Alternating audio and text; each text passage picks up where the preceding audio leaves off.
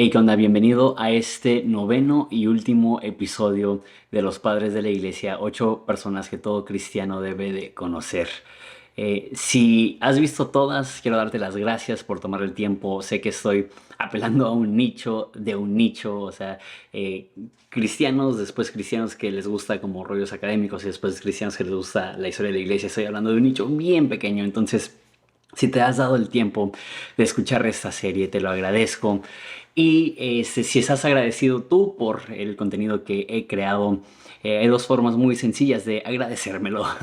Uno es a través de Patreon. Estoy empezando ahí una comunidad y a partir de $1 puedes estar apoyando ahí y ya según va subiendo la cantidad de apoyo, van subiendo algunos beneficios que tengo ahí disponibles.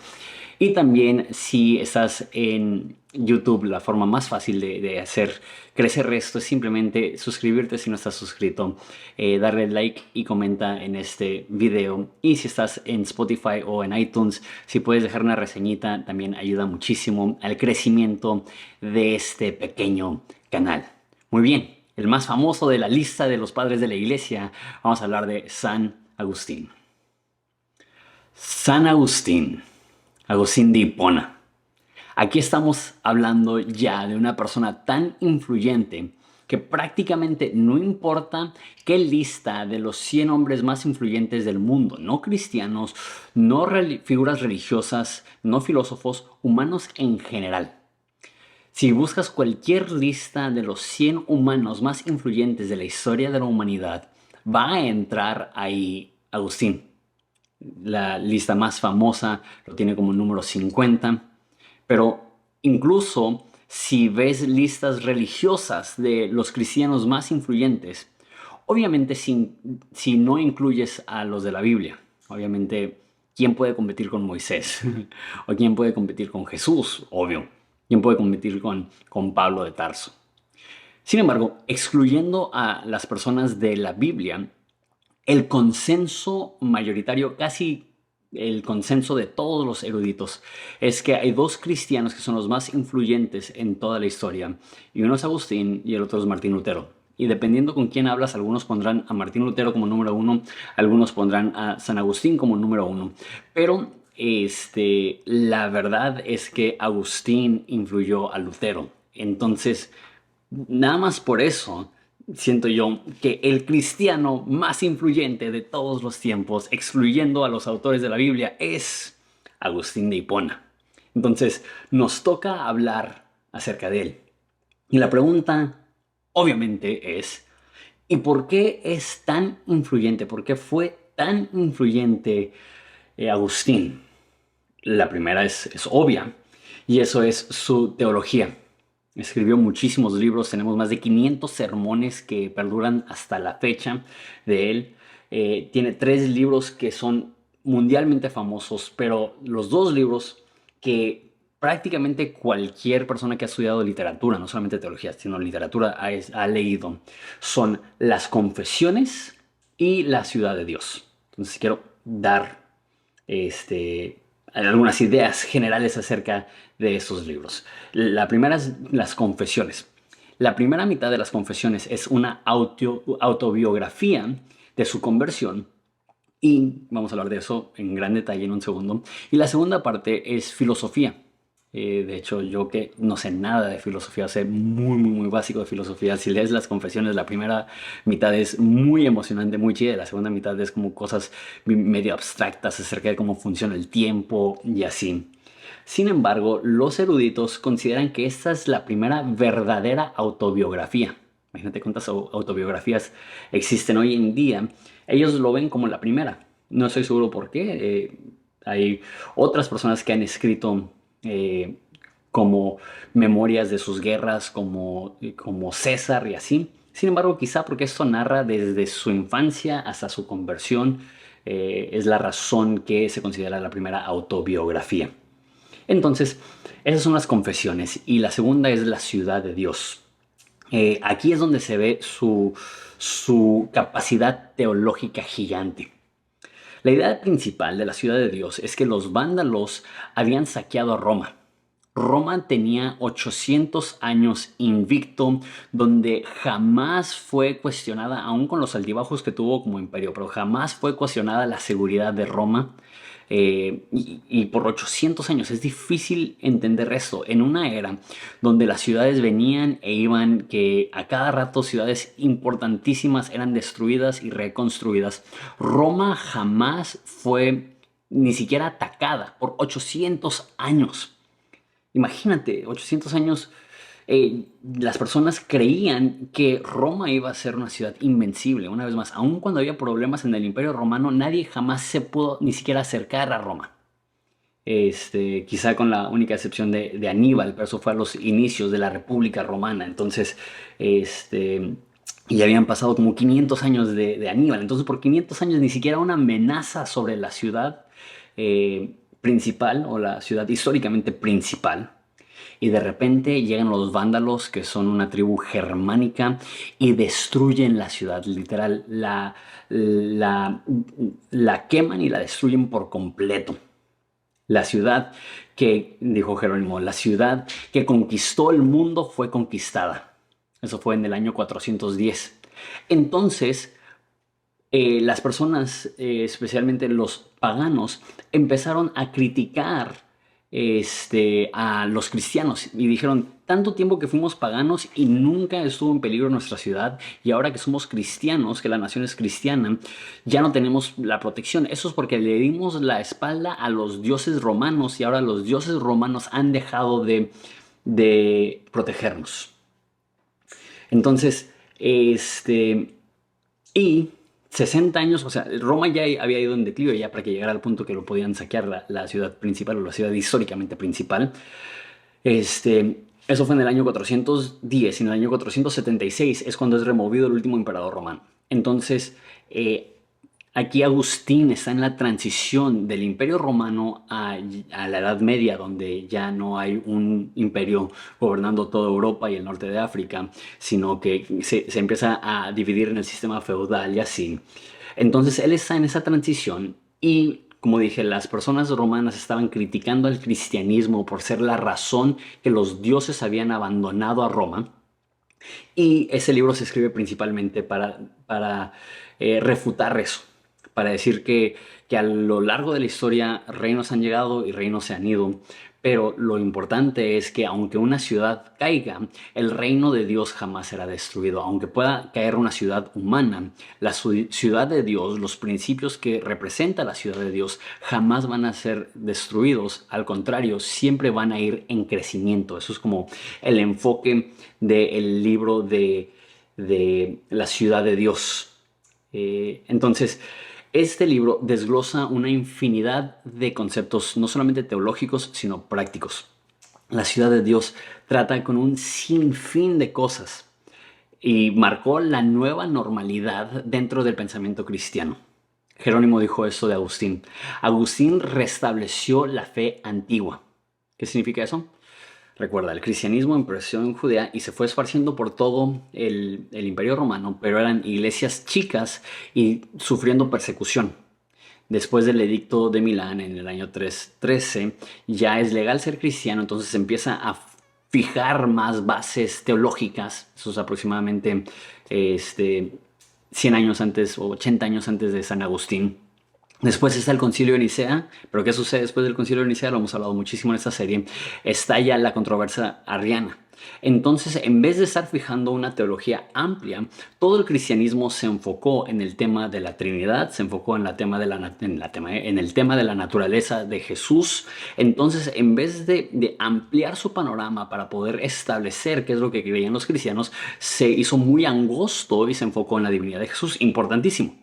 Ya para los tiempos de Agustín, ya se había acabado mínimo dentro del Imperio Romano la controversia arriana, y él pudo realmente enfocarse en ampliar, ir tema por tema y hablar acerca de qué es lo que creen los cristianos, de la practicidad. Entonces ya no solamente estaba hablando de temas de divinidad de Jesús, sino habló de todo. En la ciudad de Dios. Habló de esclavitud, de matrimonio, de procesos legales, de gobiernos, de crianza de hijos, y todos los temas teológicos que te puedas imaginar, él lo tocó. De hecho, por ahí dicen, yo no he terminado La ciudad de Dios, la tengo que leer, pero por ahí dicen que el libro que se ha empezado más y se ha dejado sin terminar más es el libro de Agustín de La ciudad de Dios, porque es un libro muy largo. Pero bueno, entonces, dado a que habías escrito, leído por todos, disfrutado por todos, yendo y entrando a la edad medieval, Agustín y lo que Agustín enseñó se convirtió en la normativa cristiana. Y tú dices, ¿qué no? ¿Existe el Nuevo Testamento para eso? Sí, pero si tú ves el Nuevo Testamento y si no me crees, o sea, mira todas las facciones que hay dentro del cristianismo, todas las variantes de pensamientos que hay. Entonces tú puedes leer el Nuevo Testamento y llegar a una conclusión y otra persona puede leer el Nuevo Testamento y llegar a otra conclusión. Y fue Agustín que habló de una forma tan amplia que el cristianismo en general dijeron, sí, eso es lo que creemos. Por ende, la inmensidad de su influencia. Entrando a la era medieval, entró Europa en un retroceso cultural. Y nosotros no entendemos esto, porque nuestra era en los últimos 300 años ha sido innovación tras innovación, crecimiento tras crecimiento, y no nos imaginamos que de alguna forma la cultura podría entrar en retroceso. Pero cuando estaba vivo Agustín, Roma todavía estaba en lo último de su poder, pero ellos habían tenido arquitectura que no iba a ser superada por 1000 años. Los europeos no iban a poder volver a construir edificios de la magnitud que los romanos por 1000 años. Los baños romanos, los acueductos romanos, las calles romanas, nada iba a poder ser replicado. Entonces, ¿quiénes eran los únicos que mantenían alfabetización, que mantenían un estándar de conocimiento y de lectura? Los cristianos. ¿Y quién era la persona más importante para los cristianos? Agustín.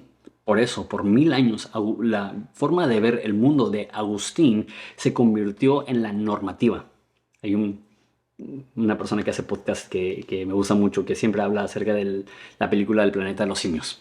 Que si has visto la película, hay personas que creen que regresaron atrás en el tiempo y regresan a una era donde los simios están reinando en el mundo, y al final de la película se ve la Estatua de la Libertad en la arena, solamente destapada la punta de la Estatua de Libertad, y se dan cuenta que no habían viajado al pasado, habían viajado al futuro, y que la sociedad se había desmoronado a tal grado que nada más había monos en el mundo. Cuando cae Roma fue un poco así, estoy exagerando un poco, no era que había monos en el mundo, pero las personas veían lo que hacían los romanos y decían, ¿cómo hicieron eso? Hay una escena en la serie de Vikingos, donde llegan los vikingos a Inglaterra y ven los baños romanos y ven toda el arte romana y les preguntan, ¿quién hizo eso? Y los ingleses dicen, no tenemos ni la más mínima idea, pensamos que son dioses de eras pasadas, o sea, quién sabe qué tan histórico sea eso, pero 300 años después de la caída del Imperio Romano, las personas veían los acueductos y decían, ¿quién hizo eso? ¿Alienígenas? Un poco lo que sucede hoy en día con las pirámides. Pero bueno, me estoy desviando un poco del tema. Agustín no solamente sincronizó la creencia cristiana para dar un parámetro para la edad medieval, sino que introdujo también una nueva forma de relacionarte con Dios. ¿Alguna vez has usado la frase tener una relación personal con Jesús? Esta frase no viene de la Biblia. Sin embargo, es principal, y no creo que sea errada, pero es principal en nuestro entendimiento del cristianismo. Que el cristianismo significa tener una relación personal con Dios. En el judaísmo eso no existe. Es tener una relación con Dios a través de ser su pueblo, a través del templo, a través de la sinagoga, a través de la comunidad de la sinagoga. Y en el cristianismo, los primeros 300, 400 años era pertenecer a una comunidad. La eclesía era una comunidad de cristianos. Y cómo tenías una relación con Dios era a través de la iglesia. Una vez más, no estoy diciendo que eso es cierto, pero así lo veían los cristianos. Los primeros cristianos hablaban de la importancia de que era imposible tener una relación con Dios sin hacerlo a través de la iglesia. Y fue Agustín que realmente formó lo que me gusta más como suena en inglés, the self, la persona. Si nada más dices la persona, suena como pudieras estar hablando de otras personas, pero tu persona. ¿Qué significa? Que eres un ser que tú mismo te puedes analizar y desarrollar y tener como estudiándote, como si tú fueras una persona externa viéndote a ti, estudiándote y cómo puedes tú dentro de ti poder llegar a tener una relación con Dios y considerar a Dios y analizar a Dios. Una vez más, si alguna vez has usado la idea de tener una relación personal con Dios, estás utilizando un entendimiento que fue inventado casi casi o que fue descubierto por Agustín de Hipona. Entonces, esa es la razón que era tan importante. Pero la pregunta es, entonces, ¿quién era Agustín? Agustín nació al norte de África y era de ascendencia africana.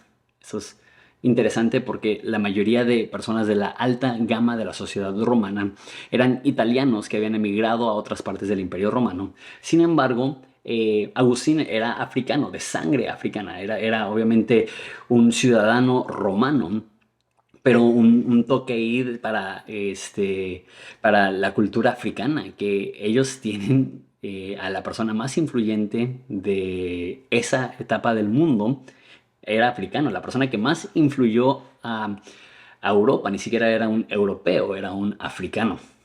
Entonces, su mamá era cristiana, se llamaba Mónica, muy famosa, ahorita hablo más de ella, y su papá no era cristiano, su papá no practicaba ninguna religión.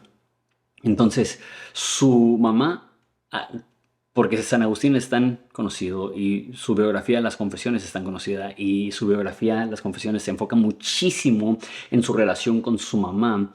Mónica es una de las personas de la antigüedad también más conocidas y amo a Mónica. Leer las confesiones y ver cómo Agustín, aún estando lejos de Dios y aún al principio sin respetar la religión de su mamá, cómo siempre la respetó a ella porque sentía que era una increíble influencia, una persona noble y honesta, una persona de paz, una persona sencilla, y fue una magnífica madre e influencia. Sin embargo, cuando Agustín era adolescente y le tocó decidir si quería seguir el ejemplo de su papá, decidió seguir el ejemplo, entre el ejemplo de su papá y su mamá, decidió seguir el ejemplo de su papá. ¿Por qué? Porque como Jerónimo, que hablamos en el video anterior, Agustín era fan de tener sexo. Desde adolescente empezó a tener relaciones sexuales y él sabía que el cristianismo prohibía cualquier relación sexual fuera del matrimonio, ya sea antes o en adición a el matrimonio. Entonces, él se convirtió en un mujeriego. Muchas personas enfatizan su obsesión con el sexo, lo ven como un adicto sexual, y lo más probable es que era un adicto sexual, no en el sentido como una persona que no tiene dominio sobre su vida o su cuerpo, sino una persona que quería dejar de vivir una vida promiscua, quería empezar una relación con Dios, por la razón más grande que él no quiso ser cristiano es porque no quería dejar su vida sexual activa. Quería tener la libertad para poder tener sexo con quien fuera. Esta vida de sexo obviamente le llevó a tener un hijo. Entonces, su novia, con la cual tuvo el hijo, él tenía 17 años, se fue a vivir con él en una especie de unión no marital, una especie de unión libre, nunca se casaron. Y la razón que no se casó es porque era muy evidente a todos los que conocían a Agustino que era una persona muy inteligente y estaba destinado para grandeza. Entonces, ni siquiera nos da el nombre de su novia, que fue su novia por 15 años. Simplemente se juntó con una mujer, tuvo un hijo con una mujer y la quería muchísimo. Sin embargo, su familia no le permitió que se casara con ellos porque querían que se casara con alguien de la nobleza. Y cuando tenían 15 años de novios, su mamá le pidió que la dejara para que se casara con una mujer de la nobleza. Entonces, Agustín dejó a su novia y la mamá de su hijo y se comprometió con una niña de 13 años. Y en esa cultura ya no se casaban con niñas de esa edad, entonces él tenía que esperar a que fuera prácticamente mayor de edad para poder casarse con ella. Entonces empezó a esperar y por su amor por el sexo lo llevó a conseguir otra novia en lo que su prometida llegaba a tener la edad adecuada para poder casarse. Entonces vemos un poco ese rollo de lo difícil que era para él dejar de tener sexo. Él era un intelectual, obviamente. Entonces le molestaba muchísimo dentro del cristianismo la cuestión del bien y del mal. Él sentía que el cristianismo no daba una respuesta satisfactoria. Porque él decía que si existe el mal en el mundo, o una de dos cosas, o Dios no es todopoderoso, porque entonces detendría el mal, o Dios no es totalmente bueno, porque entonces si Dios es todopoderoso y no detiene el mal, ¿por qué existe la maldad? Una pregunta que muchísimos tienen acerca del cristianismo. Entonces, él al estar considerando el cristianismo, específicamente esa parte, llegó a la conclusión que el cristianismo debe de ser falso. Entonces, cuando él era adolescente, se convirtió en una religión llamada maniqueísmo. El maniqueísmo era una religión antigua, más vieja que el cristianismo, y venía de Persia. Y el maniqueísmo era una especie de dualismo, no sé si está relacionada al yin yang, pero es parecida al yin yang, que tiene la idea de que no un ser supremo sobre todo, sino una dualidad donde hay poderes buenos y poderes malos y tienen más o menos la misma fuerza, y la vida es esta lucha entre el bien y el mal. Para él eso tenía muchísimo más sentido que un ser supremo que supuestamente es santo y bueno, que permite la maldad. Él, su lógica lo llevó a pensar que no hay un ser supremo, sino que hay dos fuerzas de poder similar, y la idea es estar lo más cercano a la fuerza buena y no a la fuerza mala. Esa fue su religión por casi 10 años. Agustín fue un maniqueo por 10 años. En ese tiempo murió su mejor amigo y fue el dolor más profundo que él había sentido en su vida, y estaba destrozado. Y eso le hizo cuestionar su creencia, su religión, el maniqueísmo, y le dejó un hueco vacío. Y él sintió que su religión no le ayudó en su momento de tristeza y dolor más profundo. Eso fue difícil, porque el maniqueísmo simplemente dice, mueres y dejas de existir, eres simplemente una energía que desaparece. Entonces, él siendo maniqueo, triste por la muerte de su amigo, decide mudarse a Cartago, Cartago siendo una ciudad principal, para ser profesor de una universidad ahí. Seguía siendo bastante joven, empezó su vida académica muy joven. Y era muy difícil porque no había mucho nivel académico en Cartago y los alumnos no tomaban en serio sus clases. Él se sentía un poco no tomado en serio, se sentía frustrado, algo que es muy evidente a través de los escritos de Agustín es que él reconocía su grandeza.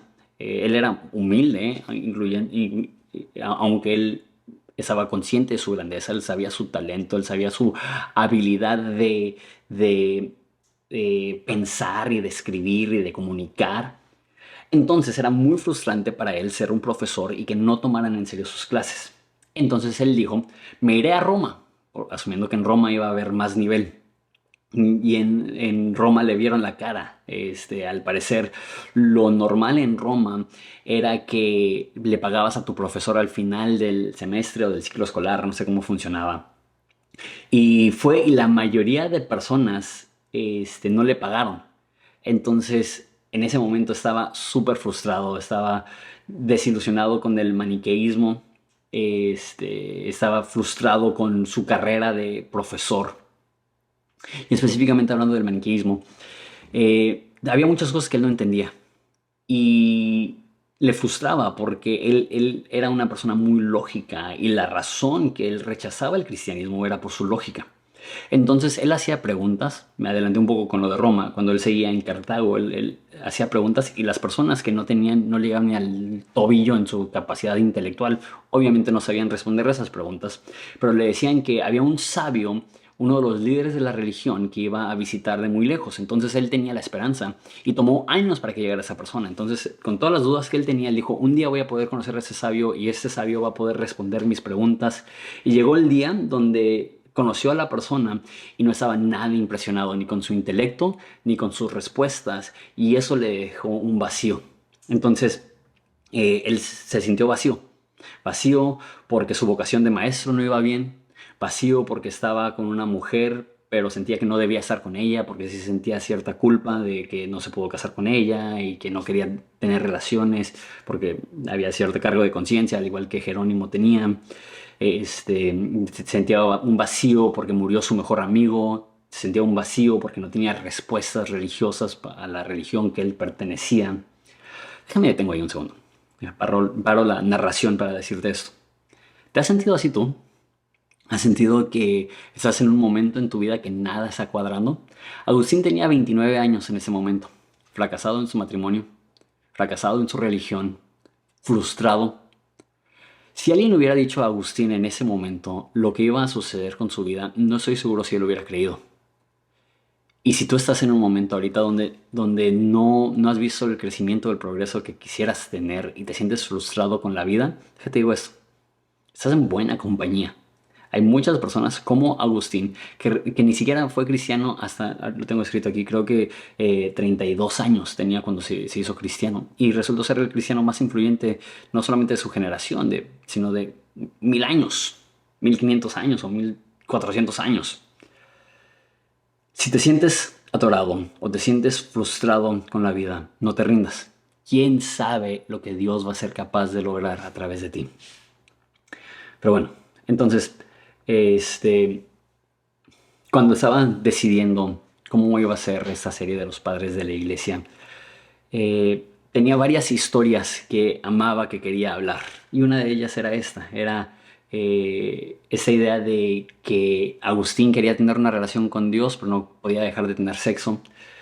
Estaba frustrado, no le había ido bien en su trabajo y dije, ¿cuántos jóvenes no están así?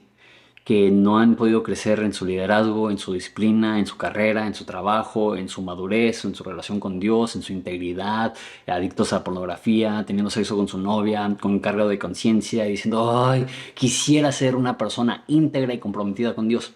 Déjate digo, si hubo esperanza para Agustín, hay esperanza para ti. Si Agustín pudo rendir estas luchas a los pies de Jesús y ser transformado y transformado de una forma increíble, también hay esperanza para ti y para mí. Pero bueno, entonces les dije que me adelanté un poco. Después de su desilusión en Roma, se fue a Cartago. Perdón, al revés. Después de su desilusión en Cartago, se fue a Roma porque asumía que iba a haber más nivel y empezó a enseñar en Roma. Y la costumbre era pagar la colegiatura al final de las enseñanzas y muchos ni siquiera le pagaron. Entonces ya súper frustrado, no sabía qué hacer. Pero estando en Roma, empezó a conocer a algunas personas de autoridad. Les recuerdo que la capital del Imperio Romano se había mudado a Milán. Entonces había un político importante en Roma que vio la capacidad de Agustín y lo mandó a la universidad más prestigiosa de Milán para que fuera profesor de retórica. Que retórica es prácticamente el arte de hablar en público o el arte de convencimiento a través de tus palabras. En el Imperio Romano no había nada más importante que tu facilidad del habla. Eso era el recurso más grande y esta era la habilidad más valorada. Entonces, ser profesor de retórica en la universidad más importante de Milán, por fin Agustín estaba en un lugar donde sentía que estaba utilizando su capacidad intelectual a su capacidad máxima. Estando en Milán, él escuchó que había un hombre ahí, el obispo de la iglesia en Milán llamado Ambrosio, que ya hemos hablado de él. Y él, una vez más, todavía no era cristiano. De hecho, a lo que se entiende de su biografía, ni siquiera tenía interés en el cristianismo. Sin embargo, su pasión era la retórica, era el hablar en público y escuchó que Ambrosio era el mejor de la zona. De hecho, los historiadores dicen que de esos tiempos los dos mejores eran Juan Crisóstomo y Ambrosio de Milán. Entonces empezó a ir a la iglesia cada domingo y escuchaba a Ambrosio, uno de los mejores comunicadores de todo el Imperio Romano. Entonces, después de haber sido tan decepcionado por los maniqueos y específicamente por el sabio de los maniqueos, estaba impresionadísimo por Ambrosio. Al principio no tanto por lo que decía, sino cómo lo decía. Su elocuencia, su facilidad de palabra, su precisión con lo que decía, su poder de convencimiento. Pero después de un tiempo empezó a respetar no solamente su oratoria, sino también su intelecto. Podía ver que en Ambrosio a lo mejor podía encontrar algunas de las respuestas que había buscado toda su vida y no podía encontrar. Entonces, él, sin ser cristiano, empezó a ir a la iglesia todo el tiempo y empezó a tener una buena relación con Ambrosio, a tal grado que cuando murió el papá de Agustín, Ambrosio lo tomó como si fuera su hijo. No sé qué significa eso, literal, así lo dice la historia. Entonces, no sé si eso significa que Agustín se fue a vivir con él, pero definitivamente significa que tenían muchísima cercanía. Y fue en ese contexto donde Ambrosio pudo mostrarle la fe cristiana a Agustín.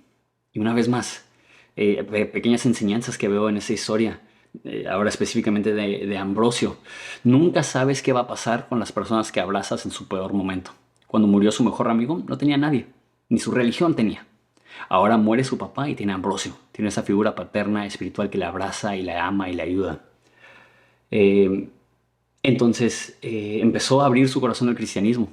Pero una vez más, había un problema, le seguía gustando el sexo. Lo mencionó hace un segundo, pero estando en Milán es cuando él decide casarse con una mujer de la nobleza, pero no se aguanta a esperar a que la prometida llegue a tener la edad para casarse, entonces se separó de su novia, consigue otra novia, y ahí en ese contexto es cuando da una de sus oraciones más famosas, que dice, Dios dame continencia, pero todavía no. Que ese es el equivalente del cuarto siglo de un adolescente diciendo, Dios, ya quiero que regreses, pero espérate hasta después de mi luna de miel, ¿no? Queriendo él tener esa pureza sexual, pero todavía no. Esa frustración, esta dualidad. Y una vez más, la única cosa que le hacía falta para convertirse en cristiano era soltar ese tema, pero no podía. Entonces, un día estaba en un jardín y escuchó a un niño pequeño jugando y el niño pequeño empezó a decir, toma y lee, toma y lee, toma y lee. Y Agustín dijo, toma y lee. Entonces él sintió que era de parte de Dios que tomara su Biblia y fue y la abrió al azar. No sé si tú alguna vez has hecho eso, pero abrió la Biblia al azar y dijo, ok, Dios me está hablando a través de ese niño que tome y lee, entonces voy a tomar y voy a leer. Entonces tomó la Biblia, la abrió al azar y la frase que leyó fue Romanos 13:13, que dice, andemos como de día, honestamente, no en glotonerías y borracheras, no en lujurias y lascivias, no en contiendas y envidia, sino vestidos del Señor Jesucristo y no provean para los deseos de la carne. Y escribió eso en sus confesiones. No quería leer más, no lo necesitaba, porque al instante, cuando terminó la frase, se infundió en mi corazón algo ligero, con la luz de la certeza, y toda pesadez de la duda desapareció. ¿Cómo se convirtió Agustín? Leyendo la Biblia. Y eso es algo que a mí se me hace tan chistoso.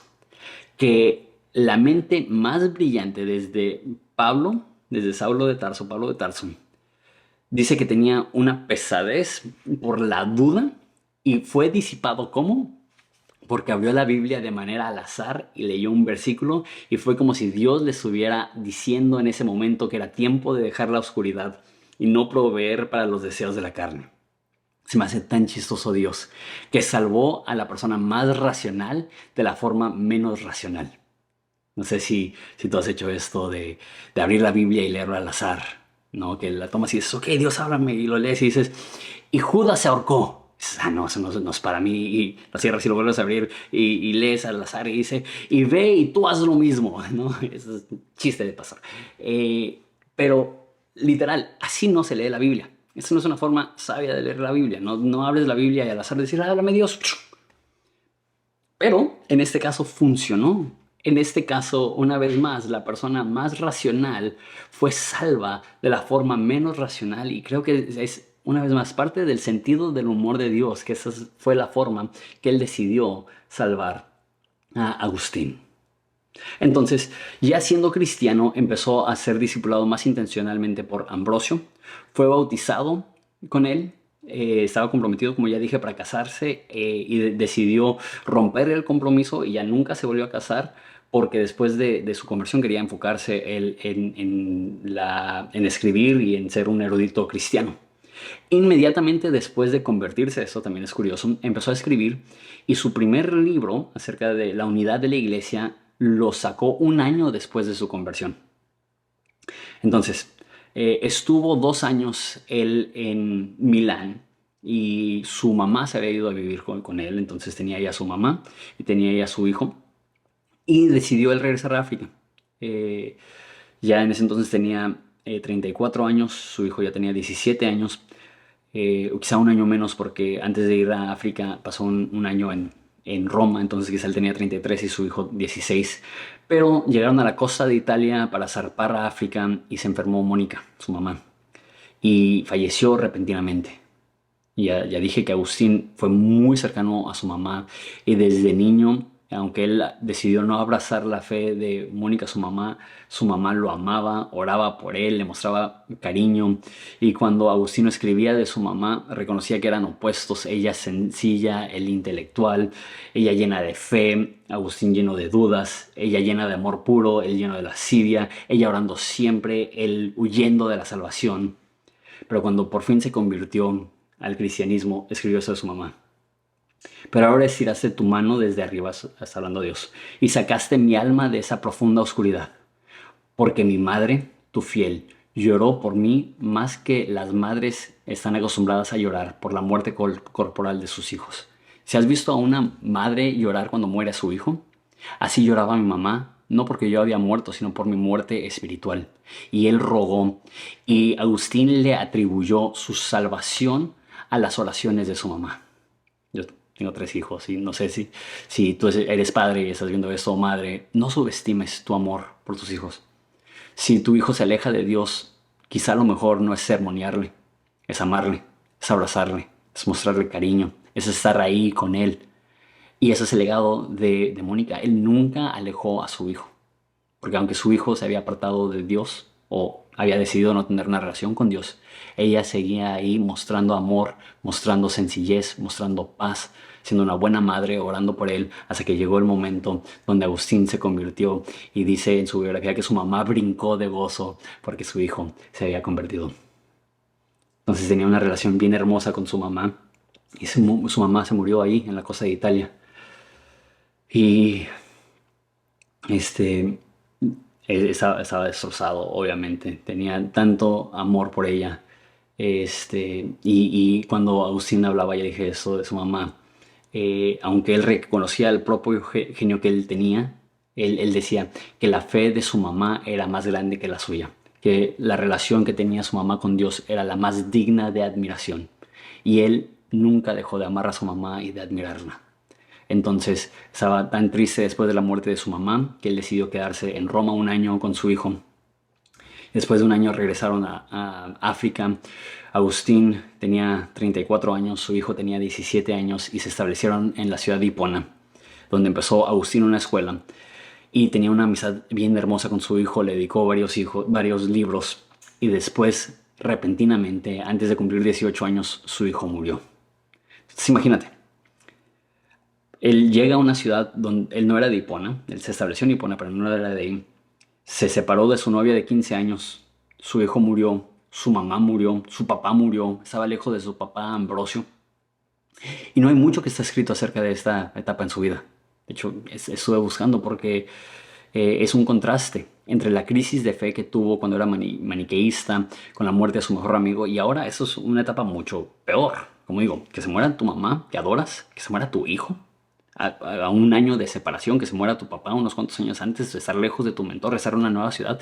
Eso es suficiente para que la mayoría de personas tengan una crisis de fe y no hay nada que nos demuestra que Agustín lo tuvo en su momento más triste y oscuro. A diferencia de su religión anterior que le dejaba lleno de duda y de vacío, encontró ahora una religión que le daba paz y certeza aún en los momentos más trágicos y difíciles. Entonces, llegando ahí, vendió todo y empezó un monasterio, y en ese monasterio se dedicó a escribir y al poco tiempo a predicar, y después de predicar obviamente vieron su nivel y lo hicieron el obispo de Hipona. Ahí es donde viene su nombre, Agustín de Hipona. Entonces estaba escribiendo un chorro, pero ahora aunado a eso, sus trabajos pastorales. Él era un pastor muy dedicado y habla de cómo pasaba horas y horas con su iglesia.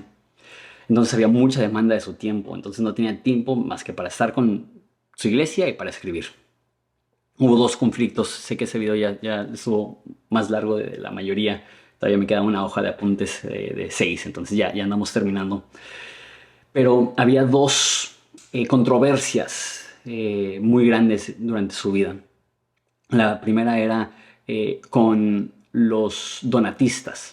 Entonces, hemos hablado de los donatistas. Si recuerdas el video del Concilio de Nicea, esas son las personas que apelaron a Constantino porque había una división, porque los donatistas creían que aquellas personas que habían negado la fe durante las persecuciones, específicamente las persecuciones de Diocleciano, creían que ya no podían volver a ser pastores y cualquier persona que ellos habían bautizado, su bautizo quedaba inválido y tenían que volver a bautizarse las personas. Y por 100 años la postura de la iglesia era que los obispos que habían desertado podían arrepentirse y después de un tiempo de restauración podían ser reinstituidos. Aunque ya habían pasado 100 años de las persecuciones, todavía existía eso. ¿Por qué? Porque los donatistas seguían insistiendo en esa frustración si ya nadie estaba siendo perseguido?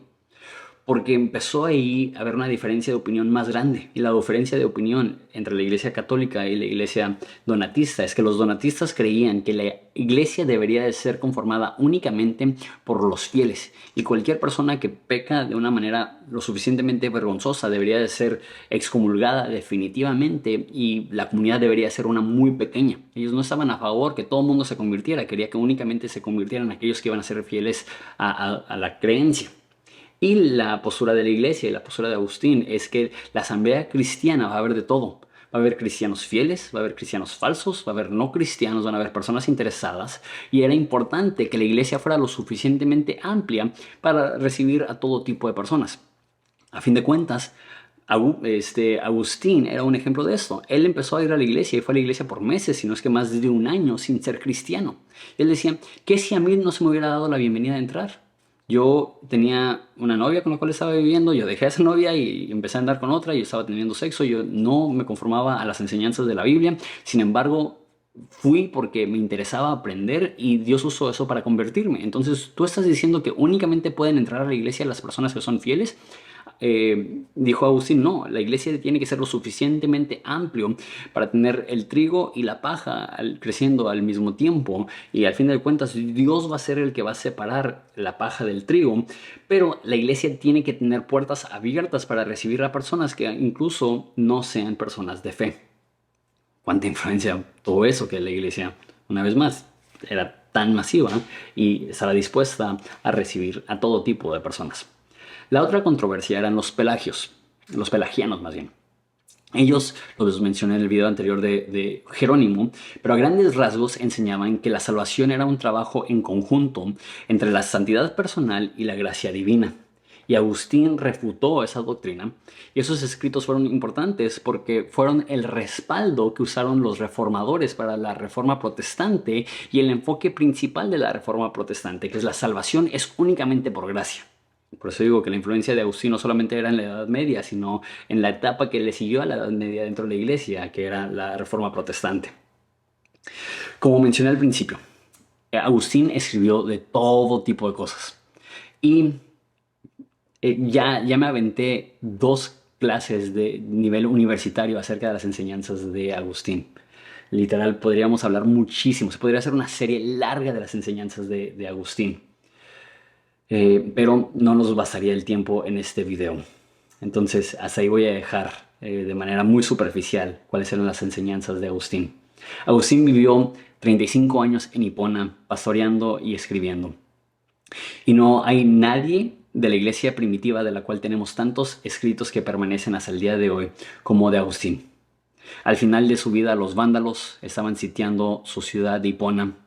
Y después de su muerte entraron y destruyeron todo, menos su casa, la casa de Agustín, y su iglesia. Los vándalos no eran cristianos ortodoxos, eran cristianos arrianos. Sin embargo, entre este pueblo bárbaro y sanguinario había llegado la fama de Agustín, y fue tanto el respeto que le tenían que no querían ponerle fuego a su biblioteca. Ese es Agustín. Agustín fue un hombre realista, un hombre dado al razonamiento, un hombre respetado, un hombre que luchó consigo mismo, que luchó con el dolor y en muchas ocasiones estaba desesperado y lleno de dudas. Y fue una persona que, aún conociendo su propia grandeza, su mente no se infló. sino que siguió trabajando fielmente de manera humilde, con la mira de que un día él pudiera escuchar de parte de su Salvador: bien hecho, buen siervo fiel, sin saber que su pluma marcaría una nueva normalidad para Europa por los próximos 1000 años, y si somos honestos, hasta la fecha. Él inició sus confesiones con esta frase: nos has creado para ti, oh Dios, nuestra alma está inquieta hasta que encuentra descanso en ti. Agustín, es la vida de un alma inquieta que no encontró descanso hasta que le abrió a Dios su corazón, a través de la voz de un niño, a través de abrir la Biblia. La pregunta que te tengo a ti es: ¿ha encontrado esa paz tu alma? ¿Ha encontrado ese descanso? ¿O sigue inquieta, corriendo de cosa en cosa, buscando plenitud y llenura en cosas que no pueden llenar? ¿O has abierto tu corazón, como lo hizo Agustín, a recibir de su palabra la salvación, la relación con Jesús, la relación personal con Jesús, que era tan importante para Agustín? Esa es la vida de Agustín de Hipona. Ese episodio estuvo más largo. Ya te dije al principio cómo puedes ayudar a este canal, entonces únicamente me queda decirte gracias por haberte aventado toda esta serie conmigo. Espero que haya sido muy útil para ti. Dios te bendiga y que estés muy bien.